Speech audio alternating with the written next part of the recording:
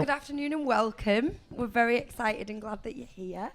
I'm really excited. I'm Sophie. So what were your influences then when you were growing up? What were you listening to? When I was very young, it was sort of like the 60s thing, you know, like Beatles and Kinks. So all that was coming in. But I got into a lot of American bands in the 70s, like Grand Funk Railroad, Mountain, things like that. And, you know, it moved, Cream, Hendrix, all that sort of stuff was really happening then. So, yeah, that influenced me a lot. But I wasn't a singer, I was a bass player. So I was influenced by bass players in my early career. What advice could you give to people now to try and sort of catch the eye of labels? But just find a position that is a little bit, you know, different, really. A little twist.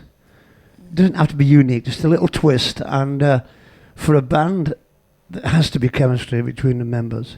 And yeah, it's good to definitely have, you know, everything that you need musically, but it's great to have some standout character or characters in the band. Everybody's looking for a great sound, a great riff, a great melody, a great lyric, you know, that people can hook onto. Don't think of everything, you know, straightforward. Come from different sides, you know. We used to get albums and play them backwards and see what the riff sounded like. You know, anything really, just to get the edge. That's what it is. What would you say is the most effective way to get a promoter's attention? I mean, what you need is an agent, is what you need. And that's very, very difficult to get one. You need to bombard the agents with music, really.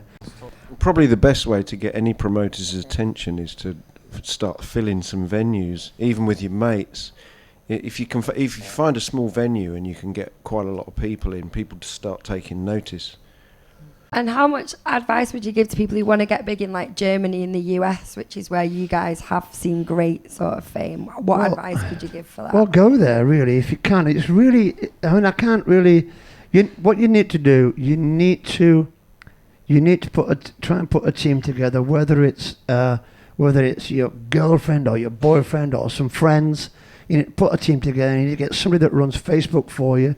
You know what I mean? That spends a lot of time on Facebook. We don't use SoundCloud, but you know, my son's in a band. He's 18, and you know, he's all over it all the time. And Bandcamp, because you can actually get money back from Bandcamp.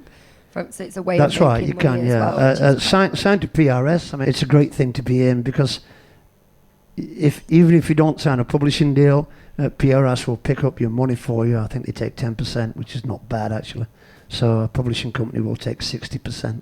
How did you actually go about just writing a decent rock and roll song? Like back in the day, how did you go about it? How did you think about what you're going to write about? And obviously you plugged your guitars in and all that and got started, but what was your strategy of doing it? I mean, in our case, it's mostly music first, isn't it? Like music and maybe written to a title idea that Biff has.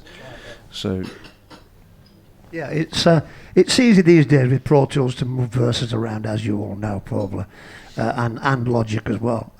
Just to nip out a chorus and put it here, or take a verse out, or half a verse, or you know, even move a vocal around. You can do it quite easily now, you know, for not a lot of money.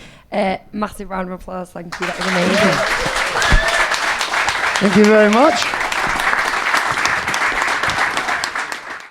It was really good, really informative, like lots of banter, which is always good. But I actually didn't expect them to be like so up to date with technology. Like I just didn't expect it. When they mentioned Instagram, I was like, Saxon? Instagram? Like, yeah, sure. Like really good. I love the masterclass today. It was fun.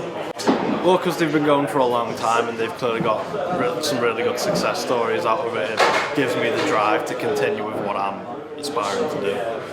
I don't actually do a lot of like sending clips of music to like sort of labels or like agents, so like that's actually quite a good thing. Like usually I just put it on SoundCloud and just go, yeah, here's my song. So that's like, I think that's something to take away. And plus playing venues, getting your friends to come to the gig to make it a bit more special, I like that as well.